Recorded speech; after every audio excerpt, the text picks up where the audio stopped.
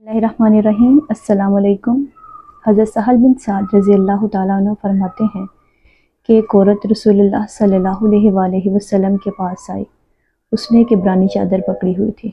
उसने कहा कि अल्लाह के रसूल सल्लल्लाहु अलैहि वसल्लम, ये चादर मैंने अपने हाथ से बनाई है ताकि आपको पहना सकूं।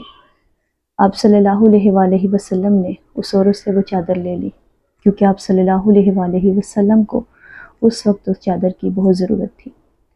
हज़रत सहल फरमाते हैं, आप सल्लल्लाहु अलैहि वसल्लम वो चादर पहनकर हमारी तरफ तशरीफ़ लाए तो एक आदमी ने कहा, अल्लाह के रसूल सल्लल्लाहु अलैहि वसल्लम, आप ये चादर मुझे दे दें।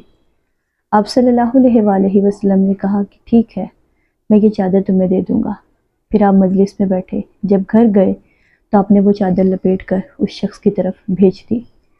लोगों ने उसे तनकीद का निशाना बनाया कि तुमने रसूलुल्लाह सल्लल्लाहु अलैहि वसल्लम से चादर क्यों मांगी, हालांकि तुम जानते थे कि रसूलुल्लाह सल्लल्लाहु अलैहि वसल्लम को उस चादर की बहुत ज़रूरत थी। उस शख्स ने कहा, अल्लाह की कसम, मेरा मकसद सिर्फ ये था कि मैं आप सल्लल्लाहु अलैहि वसल्लम के जिस्म को मस हुई जो चादर है वो ले लूँ, ताकि जब मेरी मौत हो तो मैं उस चादर को कफन के तौर पर इस्तेमाल कर सकूँ। हज़रत सहल फरमाते हैं कि जब उस शख्स का इंतकाल हुआ तो उस चादर को कफन के तौर पर उस शख्स को पहनाया गया। जज़ाकल्लाह।